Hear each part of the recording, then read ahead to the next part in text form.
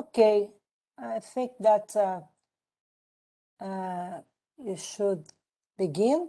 Okay, good morning, good afternoon, and good evening, depending where you are in the world. And welcome to our second webcast series, What Does the Global Future Hold? My name is Isabella Teixeira, former Minister for the Environment in Brazil and co-chair of the International Resource Panel. I will be the moderator for the session today. Okay. For those of you who are not familiar with the International Resource Panel, it's a science policy platform hosted by UNEP that aims to build and share the knowledge on sustainable use of natural resources and their environmental impacts over the full life cycle. In the panel, we are currently developing scenario modeling work of integrated resource management, which will form the base of the next Global Resource Outlook to be tabled at the United Nations Environment Assembly, UNEA, in 2023. One of the activities of this work focuses on the co-development of future scenarios by the panel and the steering committee members of the IRP. To inform that process, we are holding this series of webcasts where leading thinkers are to present on select topics and to talk about main aspects of the future they anticipate. We would like to hear from you what you see on the horizon with regards to possible and plausible futures in your domain and how you can be managed. Today, it's really, I'm so delighted for this. We have with us Dr. Mathur from the Energy and Resource Institute presenting on energy and climate change. Welcome, Dr. Mathur, and I'm very happy that you can join us, not only because of your expertise, but you're a woman and also from emerging economy. So I myself am very honored for this. Before I formally present her, please allow me to share two just housekeeping rules. First one, this meeting is being recorded. By staying in the meeting, you agree to it. Second, all meeting participants are muted throughout the meeting. Therefore, any questions during Q&A sessions should be typed in the chat. So without further ado, I'd like to present Dr. Ritu Mathur. I don't know if the pronunciation is right. I do apologize for Brazilian English, okay? Who is leading the integrated assessment and modeling work at the Energy and Resource Institute, TERI. It is also associated with TERI School of Advanced Studies as Adjunct Faculty in the Department of Energy and Environment. Dr. Ritu has been working in the fields of, Dr. Ritu has been working in the fields of sustainable development, energy transitions, climate change, and mitigation for around 3 decades. At the country level, her work has the socioeconomic environmental impacts of alternative development and mitigation pathways for the countries. Some of the main inputs of her work have been towards providing inputs to the National Action Plan on Climate Change, inputs for the formulation of the India's NDCs, and of course the India's ambition, and examining the options and choices for India towards net zero emissions. Dr. Mathur is also a lead author in the Working Group 3 of the IPCC AR6 report, apart from being associated as a member of various committees, including the India Energy Modeling Forum, the Scientific Advisory Group of Science-Based Targets Initiative, and member of the Board of Climate Strategies. Dr. Mathur, be welcome. Okay, I'm very honored to moderate the session. We have around 30 minutes for your presentation, and after this, you have to open the screen for Q&A and to share our perspectives and our vision. Thank you very much for joining us. I'm very honored to have the opportunity to moderate this panel. You have the screen, madam. Thank you. Thank you, Isabel. I'm very grateful to being able to talk today at this very esteemed panel as well. And basically, I'll just start my talk, but I don't have any slides. So I'll talk about the topic as such. We're talking today about the possible or plausible scenarios with regard to energy and climate. So I would like to begin with what climate science tells us and where the scenarios from the science side of things start to emanate before getting on to the energy side. So the IPCC fifth assessment report had already put forward 4 representative concentration pathways, or the RCPs as we call them, which were based on the published emission trajectory assumptions. And these corresponded to the 8.5, the 6.0, 4.5, and 2.6 watts per meter square warming. And these were basically identified to cover a broad range of climate outcomes. And of these, if we really start looking at where we would like to be, the RCP 2.6 was the one which was consistent with keeping warming below 2 degrees centigrade relative to the pre-industrial levels of warming. I think since the AR5 report, things have moved. The conversation is tending to move more towards 1.5 degree as what we would like to achieve. And therefore, again, scenarios have consistently been looking at trying to look at deeper and deeper decarbonization measures. And more recently, what we are seeing is a host of scenarios looking at net zero emissions, whether they are at a country level or whether they are at global levels. Also, the integrated assessment models, or the IAMs as they are called, have been used a lot to draw up and evaluate the various kinds of mitigation scenarios that countries or regions or the world can see. And these have been very important in looking at the range or the spread of what kind of choices the world has, and also how these can vary in terms of not only the alternatives, but what gets done across different sectors and so on. The shared socioeconomic pathways, or the SSPs, are again a relatively new new entrant into the domain of scenario building, and are prominently now getting featured in the AR6 reports as well, and in the recent literature, in terms of being able to look at the diversity of how socioeconomic assumptions can have varying implications on how the mitigation choices may change and how the pathways may turn out to be different. Also on the science side, there's increasingly better understanding of how the interactions among the complex systems and are, and how the climate change may impact different regions.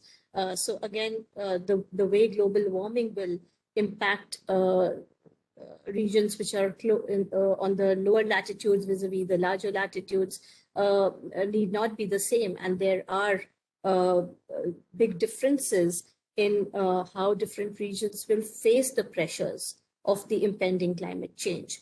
That brings us also to the need to look at adaptation and how what kind of changes might happen with regard to temperature, precipitation patterns, or even the sea level rise, etc.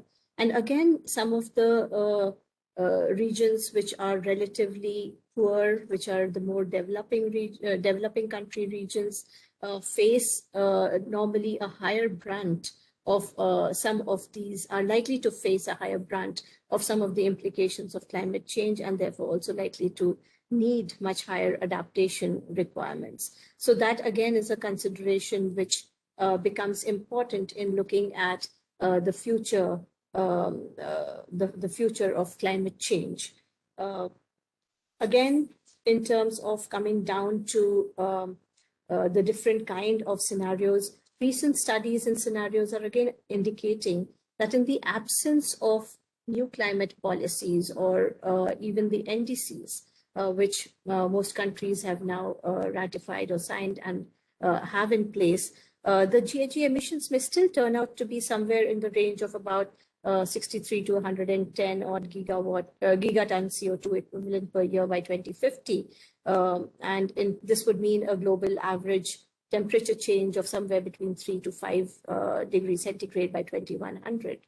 So the NDCs or the current policies or what we see as happening right now in reality is definitely not going to get us anywhere near the 2 DC or the 1.5 DC kind of scenarios, which from the climate science, we are tending to look as something which is necessary, something which we should try and move towards very quickly, and so on. There are obviously uncertainties in the socioeconomic development assumptions, and this can also have quite a big range. The SSPs tend to capture these quite well, and therefore are an important bit of scenario making and storytelling in terms of progress of the scenarios. But despite the ranges, I think any of the business as usual, current policy, NDC kind of scenarios are not tending to tell us that we are moving with the kind of transformative change which is required. It's only the deep decarbonization scenarios which are then done with a purpose to look at the choices of what can you do, how can you do, and how much can you do, that start telling us the kind of options or the kind of changes that the energy system or the land systems must make in trying to go towards a 2-degree or a 1.5-degree world. So if we start looking at some of these deeper decarbonization scenarios, some of the very broad kind of things which emanate in terms of the insights from them seems to be that they tend to say something similar in terms of peaking. If you're looking at a, sorry, if you're looking at a 2 DC kind of a world, we are looking at a peaking of, we could look at a peaking which is even beyond 2050. But as soon as we start looking at 1.5 DC, the peaking needs to happen much earlier. In fact, it needs to start somewhere now. So I think the kind of transformations which start to get required if we are looking at deeper and deeper decarbonization or trying to move to net zero by 2050, they start becoming tougher, and they start calling out for an accelerated change and a kind of a transformation in moving away from fossil fuels very quickly. So the kind of story which starts changing in these deep decarbonization scenarios starts requiring a move away from fossil fuels, for example, round about 2030 in many scenarios, and definitely by 2050 looking at more or less phasing out of fossil fuels. So we are looking at a very different kind of a transformation vis-a-vis what we are seeing in the reported NDCs or the current policies across different regions. The other thing is that some scenarios are, of course, consistent with the Paris Agreement in terms of reaching net zero CO2 emissions around the middle of the century. But also these scenarios tell us that if you tend to have weaker near-term action before 2030, then it seems to, again, exacerbate the mitigation challenges in the post-2030 time period. So there are, again, implications for what we might do and how this may impact what we may need to do in the slightly longer term in terms of the energy sector changes. Also, rapid near-term transformations towards net zero CO2 emissions decrease the reliance on net negative emissions and temperature overshoot in many scenarios. Accelerated action pathways can also prevent lock-ins into carbon-intensive options and reduce disruptive transitions in the long run. So these are some of the very similar kind of findings which we see across a number of scenarios which have been painted. And when I myself look at the kind of scenarios we've been running for India, we tend to see similar kind of interactions again. So if we could do much more early on, then it does lessen the kind of issues that we might tend to have in the future. But of course, there are challenges in how much you can ramp up very quickly in the near term and how you could make larger transformations in the early time periods. So while every country or even at a global level, we need to worry about both the adaptation and mitigation sides of the story, I think when it comes to managing the transition towards a 1.5 degree world or a 2-degree world, we definitely need to look and focus on the mitigation side. And this is where, and in this for sure, the energy sector becomes the most prominent and the most important. Again,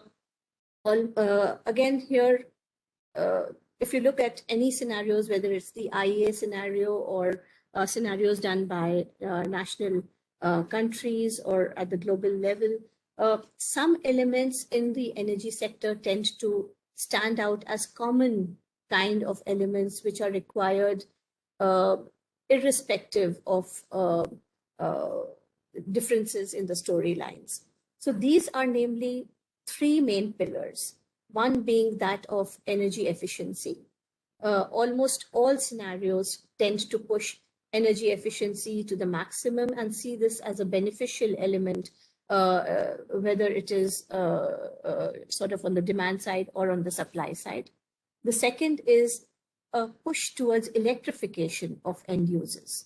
So almost all end use sectors, whether it is the transport sector and we are looking at a shift towards electric vehicles, whether it is industry where we are looking at higher electrification, and of course in buildings, nearly every element tending to move towards electrified usage in the buildings, that is residential or commercial usage. In fact, when it comes to buildings, the ability to make a transition towards deeper decarbonization gets limited mostly by cooking as an end use, where there is a tendency to be limited because of the use of natural gas or LPG for cooking purposes. But if behaviorally the transition again can be made towards electric cooking, then this is the residential or the commercial sectors could well be sectors which could be completely electrified and therefore also easily decarbonized in the future. So after buildings and looking at electrification of end users, the third important element, of course, is when you have this electricity, it has to be decarbonized electricity.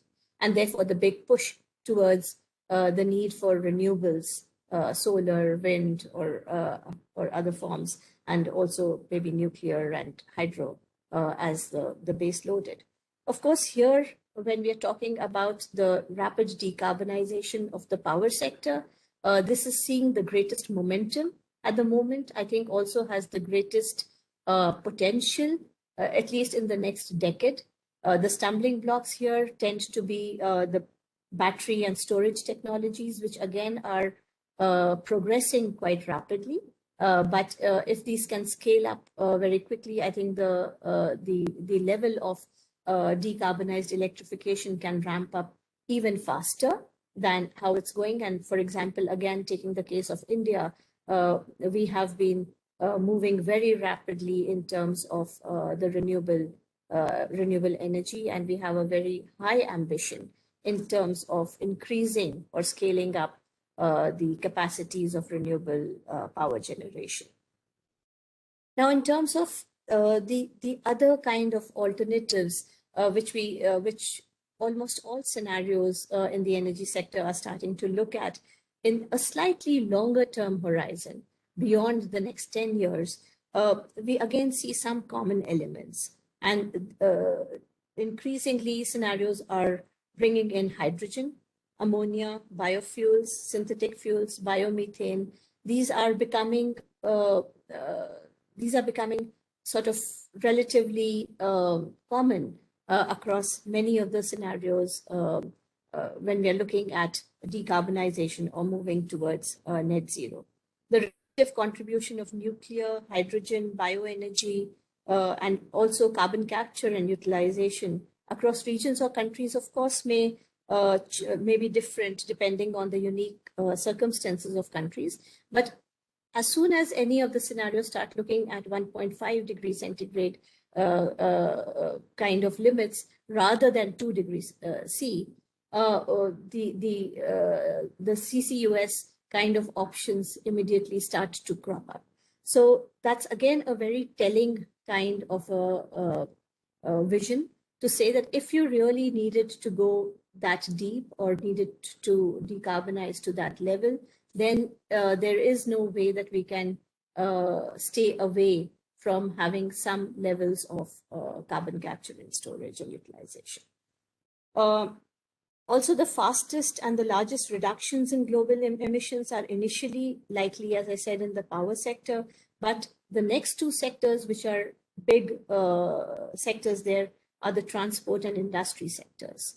So again, we are starting to see a lot of scenarios, a lot of vision towards electric vehicles when it comes to the transport sector.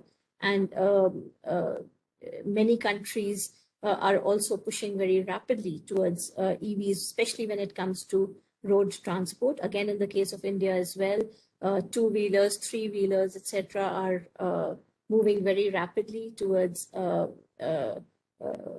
electric vehicles, maybe even four-wheelers. It's in the transport sector, it becomes the freight vehicles or the heavy-duty vehicles where it becomes challenging to look at electric vehicles. And here the fuel of choice again is increasingly hydrogen, again coming in as an alternative for trucking and freight in the transport sector.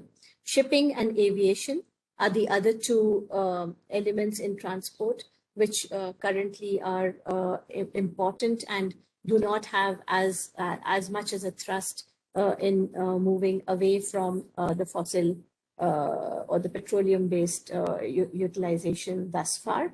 But this again needs to look at whether it can move towards hydrogen or battery electric vehicles.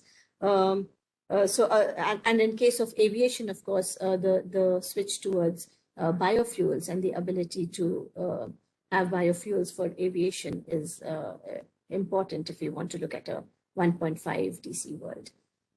When it comes to industry, again, the large industry sectors, especially the infrastructure related, that is the iron and steel or the cement sectors, are the ones where there are challenges and where it is again important to find solutions to move away completely to decarbonized options. There's a lot of biomass use in small industries, but when it comes to large-scale industry, these technologies are still not as well developed to be able to have very large biomass utilization, and which is also the case in the Indian context. So again, the industry has hard-to-abate sectors where we see that there's a need for technologies to evolve. There's a need for options to become available at scale in order to move at a full decarbonization of the industry sector. Again, ammonia, which is used mostly in the fertilizer sector and also used as refrigerant, etc., is something which is being looked at.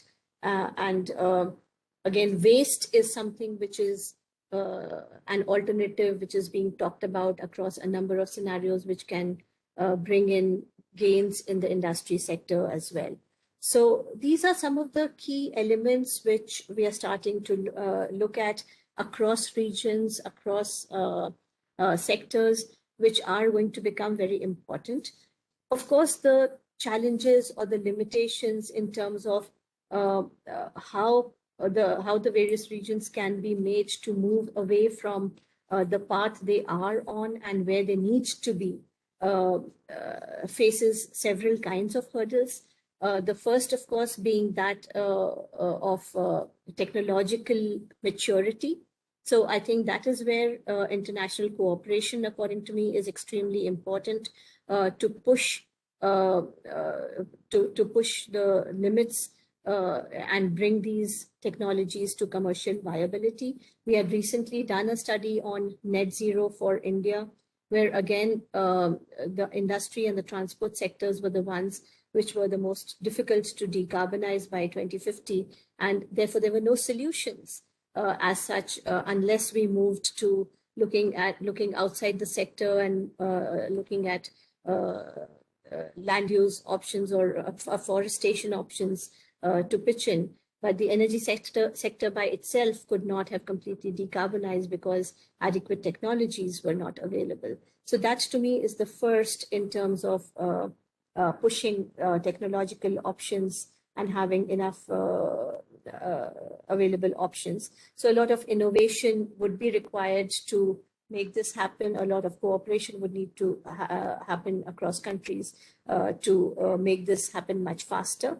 But also some of the elements which are softer versions of challenges get seen in many of these scenarios, which include behavioral changes and material efficiency changes. So what do we use currently across each of our end users, and whether different materials could be used, for example, in construction, moving to wood instead of cement, or in buildings, or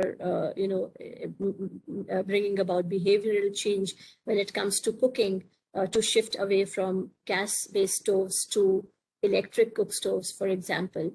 These are things which may be softer elements, but again are not very easy to enable these changes. So working dedicatedly towards bringing about some of these changes would also become very important if we are to look at a future where we are starting to move towards what some of these scenarios entail.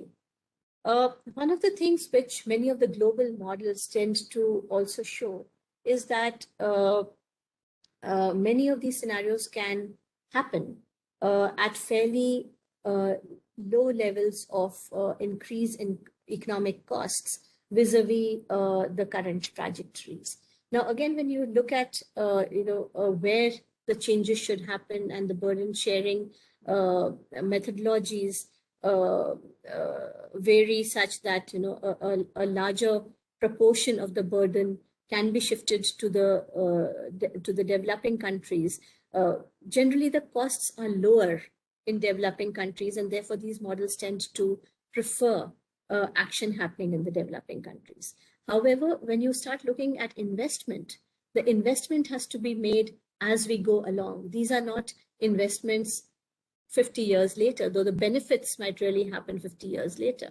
So how do we make available the finance at this point in time to enable developing countries to take up the transition is, I think, a very big part of the story when it comes to looking at any energy transition, which we are trying to accelerate and sort of tide over the lock-ins of fossil fuels.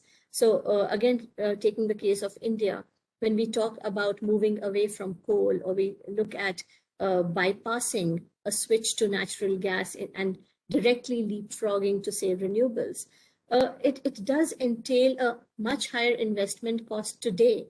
Although in the future, if you look at the entire lifetime, maybe we will recover the costs over the next 40 or 50 years. But where does the money come from today if we were to take these higher upfront investments? I think that is, again, a very big part of the financing story when we are starting to look at what needs to be done to enable a cleaner energy and energy sector and a cleaner future when we're looking at climate change.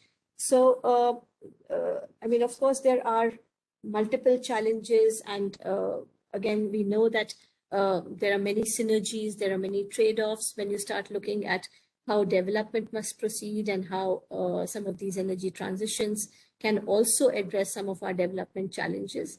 It is important, therefore, to look at a holistic kind of a shift in the pathways that countries take. It is important to encourage transitions which can bring people jobs, which can bring economic growth, and at the same time bring in a cleaner environment, a cleaner energy transition. And therefore, many of the developing countries must not take the same paths which the developed countries took early on.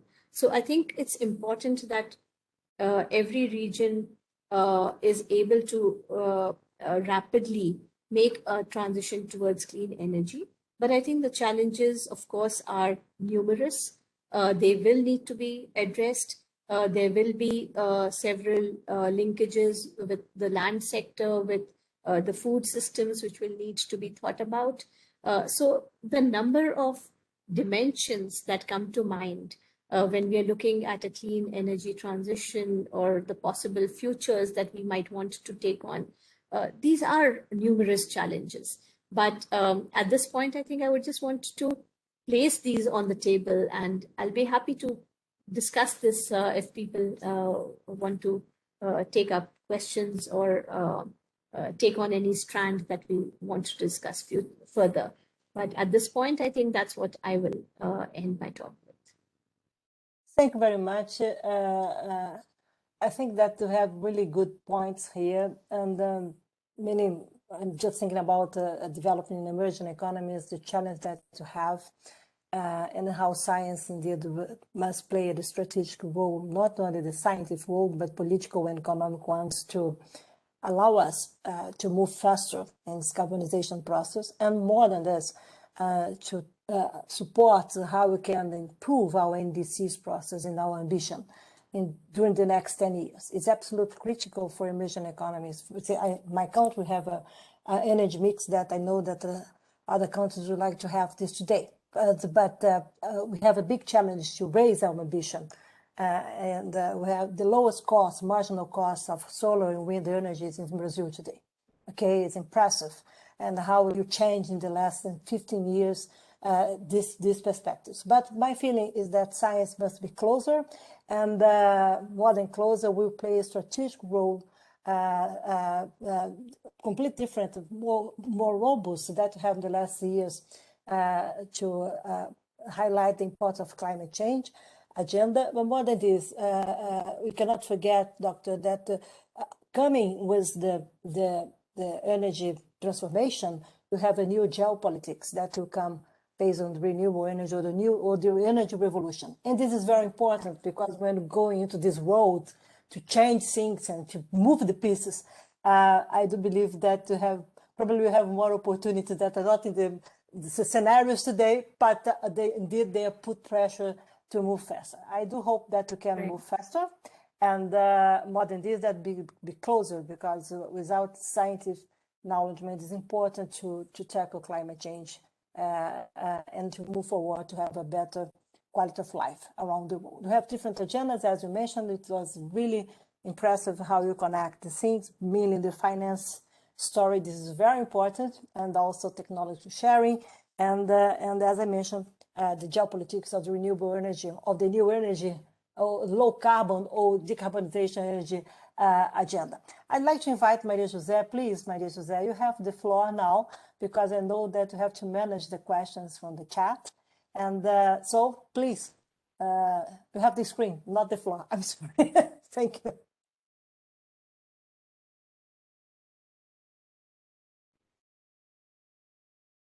Maria, can you join us? You are muted. Sorry. Yes, I was muted. Sorry.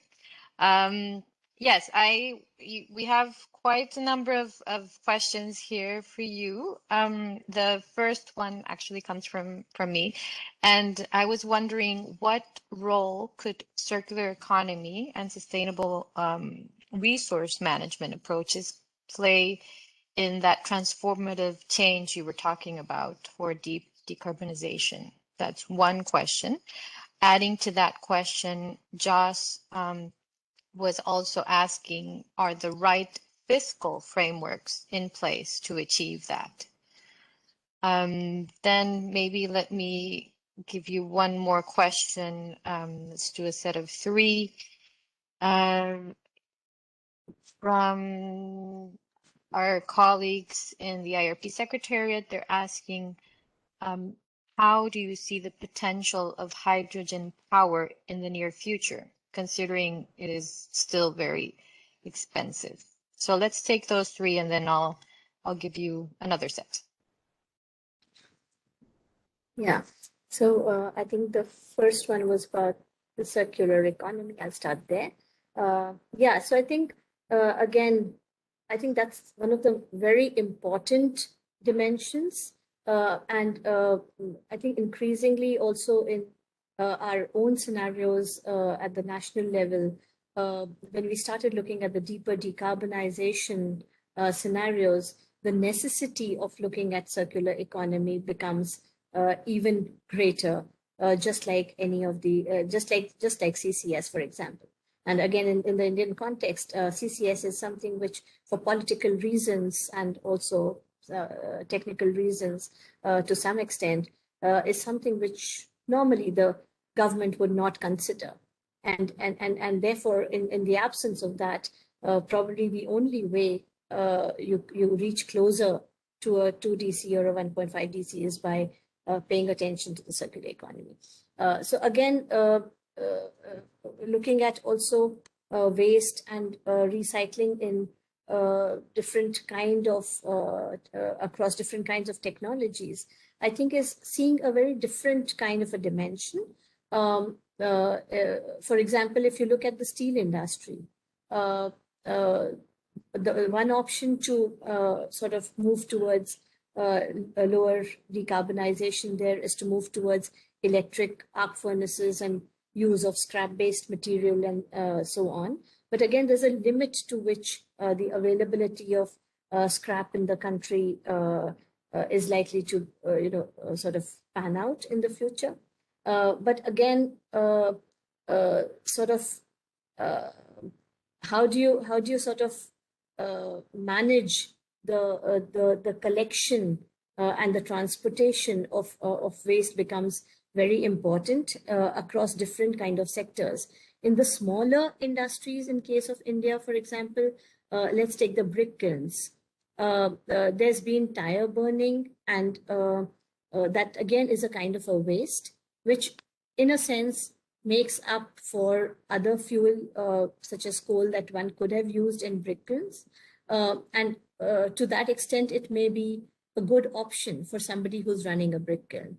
But then it has different kinds of other drawbacks, such as air pollution, which is even more harmful. But then there are technologies or options, say in the cement sector, where you could go in for tire burning at very high temperatures and therefore not have the ill effects of pollution. So also looking at cross-sectoral kind of shifts as to where you have different kind of options and where you should use the different kind of opportunities of using the waste can again become very critical in evaluating the waste recycling and so on. So I think that is an important dimension. Many scenarios now tend to look at waste-derived fuels, for example, as a very key element of decarbonization scenarios. The second bit, which you also talked about, was hydrogen. Again, this is very much at the pilot scale right now, but more and more countries are tending to invest also in it, and I think there are several alternative ways to produce hydrogen. India again is looking at alternatives. There are pilots which are already starting. But again, I would say we are in a situation where we have to sort of be flexible in our choices over time. Today, we may tend to see certain options panning out, but whether we want to set something as a rigid choice today and lock ourselves into those options in the future is, I think, not something which countries are tending to look at now. I mean, if you look at the example of renewables, 10 years ago, maybe so many people would not have put as high a bet on the cost of renewables coming down the way it has dropped in the last 5-6 years. So I think in the same way, one has been hearing about hydrogen as an alternative fuel for the last 30 years, but nothing has really progressed. Probably with the kind of stage of technology we are at today, it could well be that hydrogen moves in a similar manner to what we saw in the case of renewables. But there could well be other options that may also come up on the horizon in a few years. So I would say that hydrogen power today seems to be seeing a number of bets, and people are investing in it. But it does not, to me, it does not mean that we do not look at all other alternatives as well. We'll have to keep all the choices open in terms of looking at how the costs and how the progress in technologies keeps moving forward, and then make our choices as we go along. So yeah, I'd like to end with that. Thank you, Ritu. And a connected question is from actually Eva Primer, one of our panel members. She's saying that she's very grateful. It's a very interesting presentation. She's interested in the role of biomass and its connection to this circular economy you were talking about, and the competition between fuel for combustion and other uses of biomass, if you can comment. Yeah, so again, I mean, biomass right now, say again in the Indian context, which I'm more familiar with, gets used for in the small industries, in the MSMEs, and in the small commercial units and in households. But what we are talking about when we are looking at biomass use in these larger scenarios of decarbonization are biomass use in the large industries. So I think, again, we come to the point of technology, where we will have to think about not only the technology development at that large scale, but also the entire stream of, the collection, the handling, the transportation, the processing of the biomass waste in the forms, at the levels that large industries would have to use. So I think it's a different ball game when it comes to the use of biomass at a small scale level vis-a-vis the large industry sector level. And that is one of the things which will need to be looked at. When we are looking at, again, biomass, I think there are multiple concerns, especially again in developing countries, where burning biomass in the way it is currently used results in air pollution. But again, it's a resource which is widely available. If it can be put to use in the correct manner in the larger industrial units, then it could well become a very important source to lend to decarbonization, and at the same time not have the ill effects of air pollution such as is currently faced. And we have this very big issue of biomass burning in Punjab, which is a state in the northern region of India, wherein every year during the winter months, when the crop is cut in the state of Punjab, it is just, or the biomass from the crop waste is just burnt on field within a period of 7 to 10 days, because the next crop needs to get sown. And there is no supply chain to take away this biomass and put it to good use. So in the event of lack of infrastructure, appropriate technology, appropriate regulation, appropriate policy measures, etc., we tend to do things which are hurting us in terms of environmental pollution. But at the same time, we are losing an important resource which could have been put to better use. So I think, again, taking that example, biomass is a crucial element to look at. Of course, again, when we're looking at upscaling the use of biomass to a large extent, there will be other factors such as the competition between food and feed. And that, again, is an important thing to be examined and kept in mind, such that, the competition with food does not result in other kinds of problems. The land issues are equally important. So while biomass is an important source, I think its handling will need to be very carefully looked at in the years to come.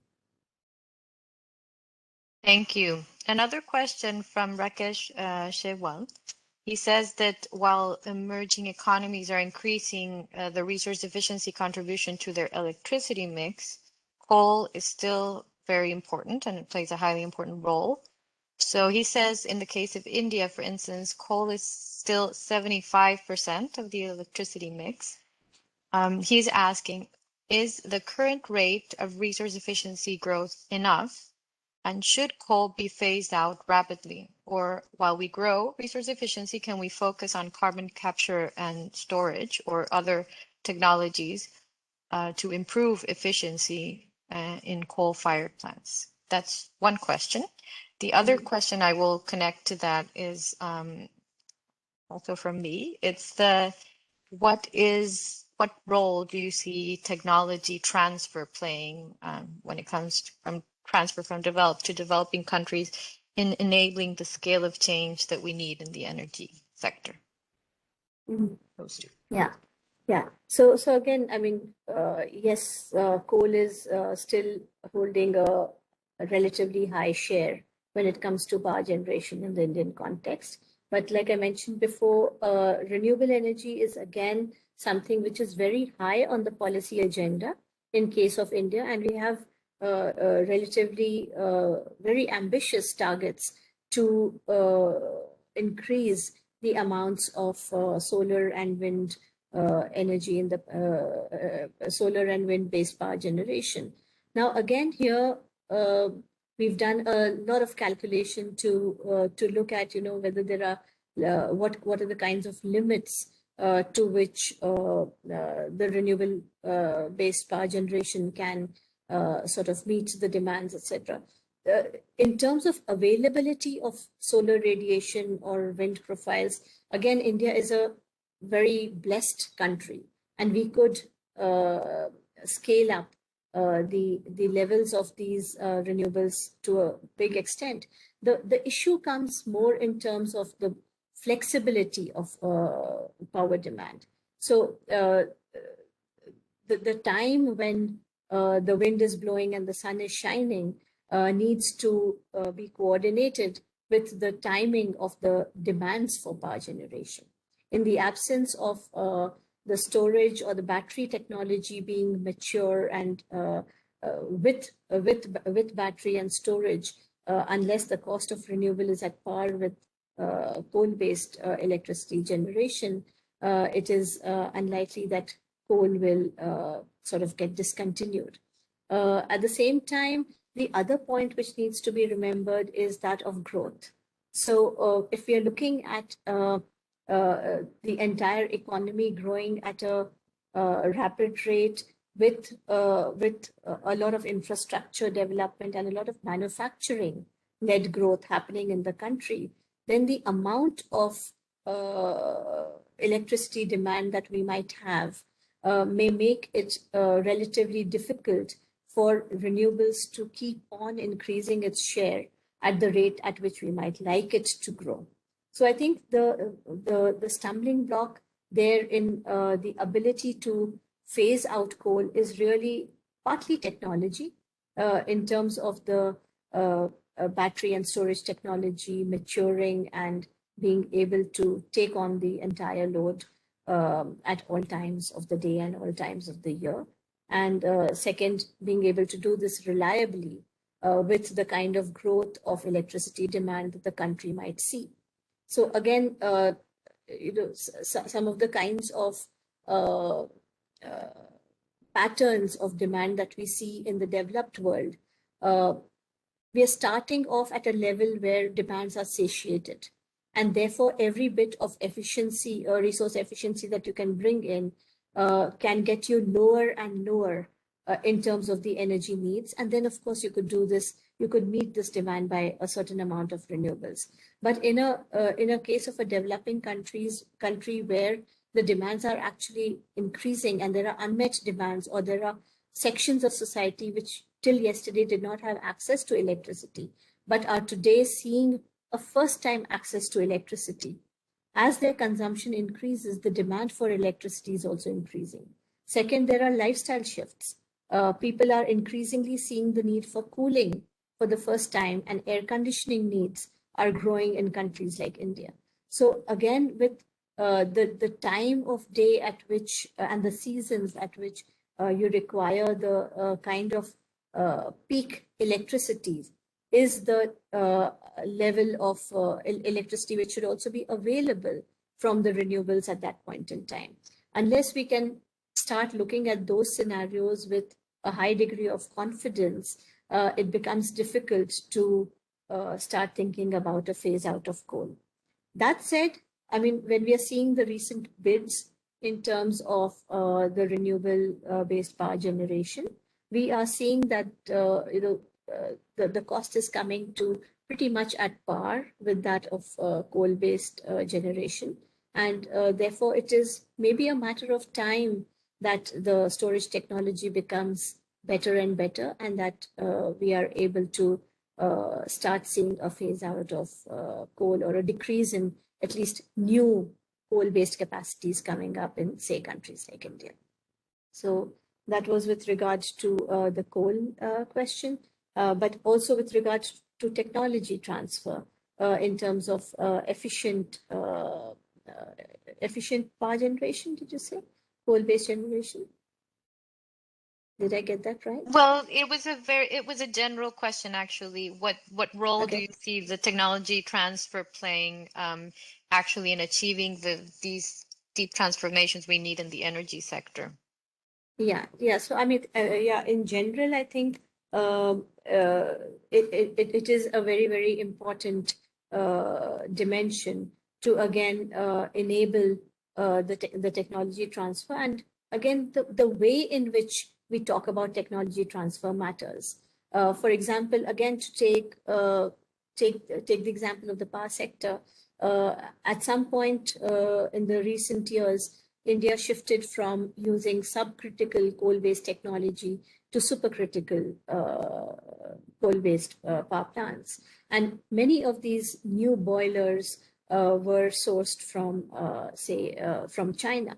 At some point, we had a very big backlog of not being able to proceed with the more efficient supercritical power plants because of a very, very stupid, if I may call it, issue of not having the correct kind of nuts and bolts, or the very small kind of operation and maintenance kind of challenges being able to get met, because these were also to be done by the Chinese counterparts. So I think, when you have a technology transfer, it needs to be in a manner that it can enable the running, or the continuation of that particular shift in a big manner. So it should include training of the people. It should include the ability to have spare parts, or the ability to manufacture the spare parts, or repair and maintain the things on your own as well. Instead of just the boiler coming in into the country and then sitting pretty and not being able to function. So I think when we are looking at technology transfer, it is important, but the way in which the technology transfer should be enabled is also equally important in being able to facilitate a quick and large-scale ramping. Thank you. And Isabella, if you allow me, I will just raise the final two questions. I think, please, well, Maria, please. We that have okay? 2 minutes time, but okay, 10 minutes is, I think that I can manage here. Okay, thank you very much. So there was another question from the IRP team saying, have you seen any good examples of decarbonization of traditional energy companies, and how to ensure supply of clean but affordable energy in developing countries? That's another question. And maybe let me just add one. The final one actually is, what role do international development banks play in decarbonization processes? From Vera Goroshavina. Okay. Yeah. So can you just repeat the first one? What was the first question? Sure. The first one is about what if you have any good examples of traditional energy companies who have decarbonized, basically. Okay. Yeah. So I think there has been a lot of shift. If I look at my own country example, in terms of like I said, we were, or we still are, largely fossil-based energy sector. But at the same time, if you look at, say, the public sector power generation companies, the NTPC, the National Thermal Power Corporation, that itself has also, which was traditionally only into coal-based power generation. NTPC today itself is also investing into renewable energy power generation. So I think that is where, some of the shifts are already starting to get seen. And as I said, in some ways we are blessed to have the renewable resources, and it's therefore policy is pushing also the shift towards decarbonized options, because it's also it has synergies in terms of our own developmental benefits as well, whether it's energy security, whether it's a reduction in air pollution, whether it's about giving people jobs. It does benefit all of these other things as well. So from a policy perspective, also some of the decarbonized options are pretty much in favor of the country, and we would like to ramp it as quickly as possible. In terms of clean, affordable energy, again, I think there are some very good examples in the Indian context. Take, for example, the instance of the LED light bulbs.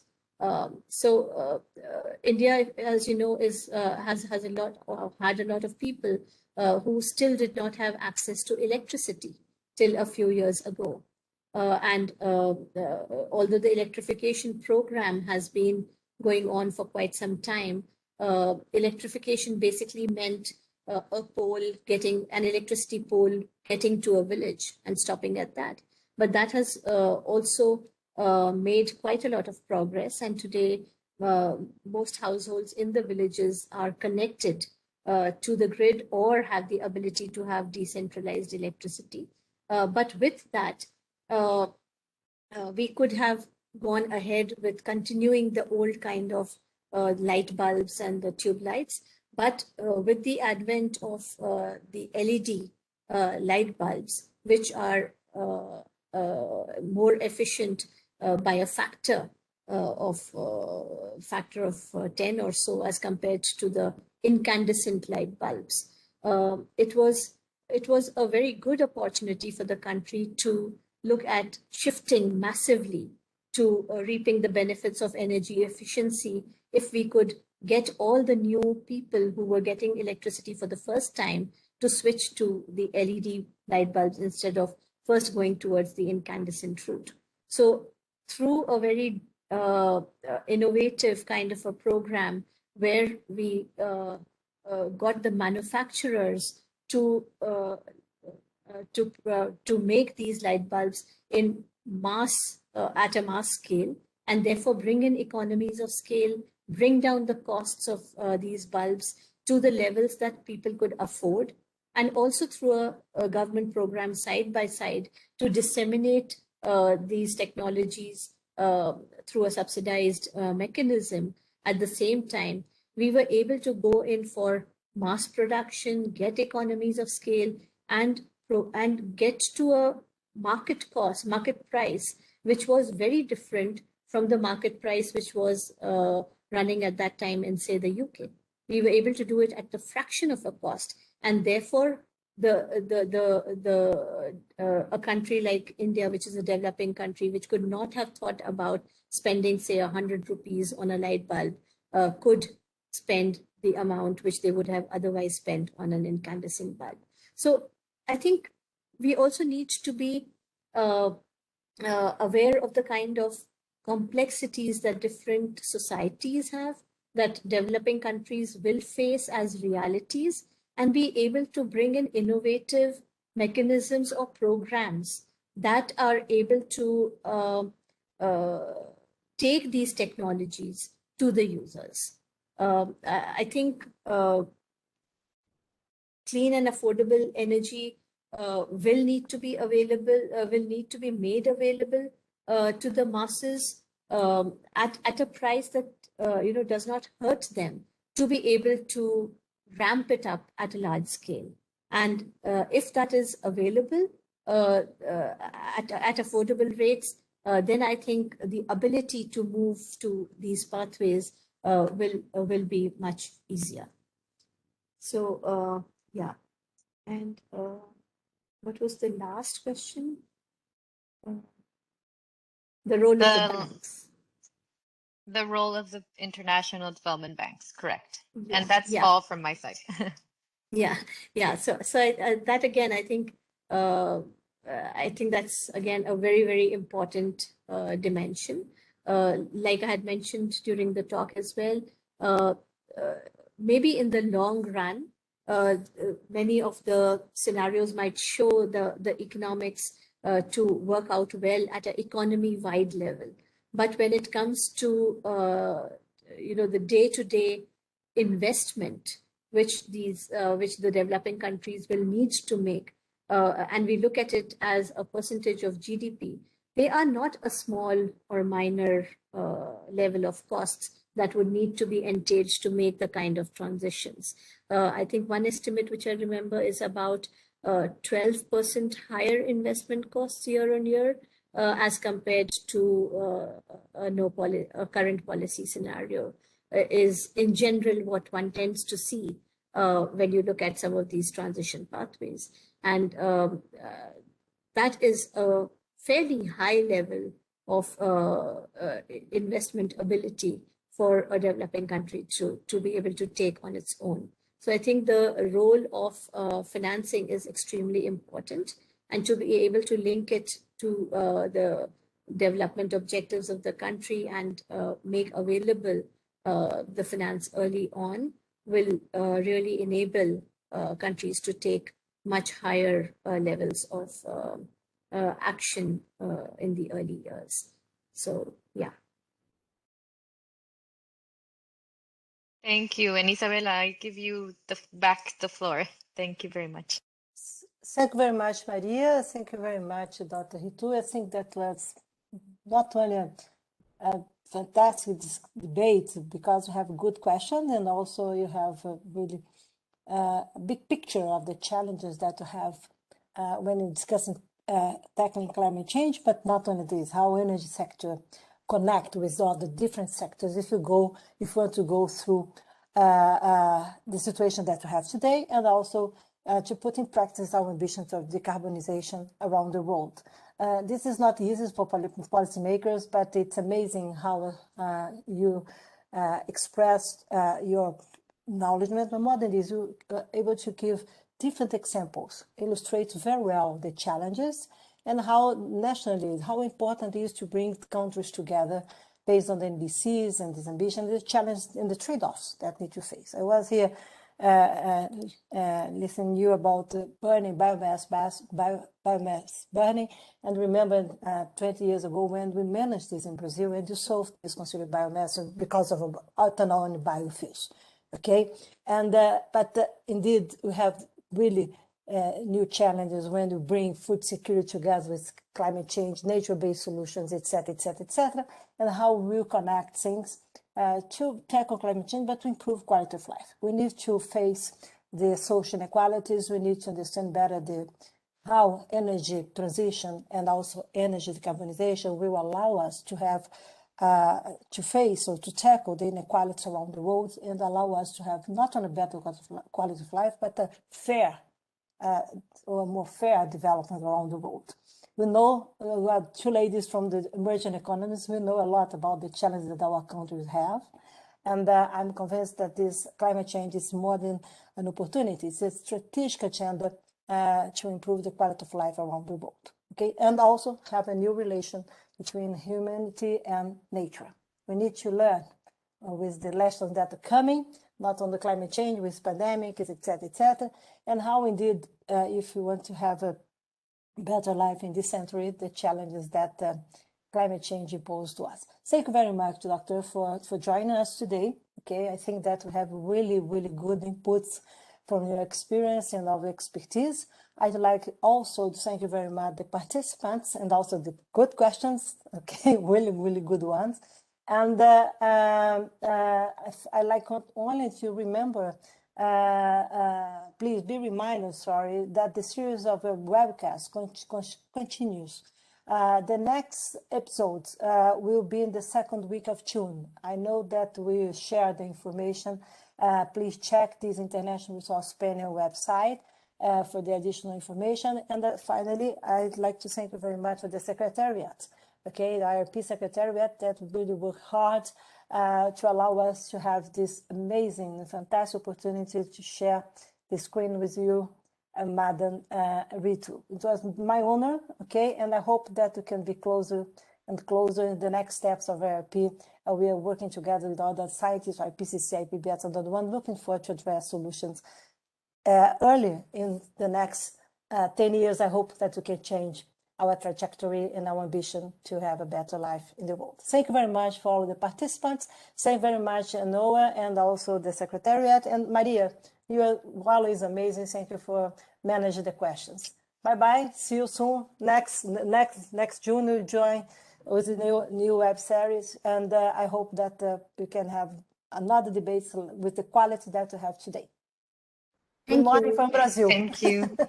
Bye-bye. Thank you. Bye-bye. Bye. Thank you very much.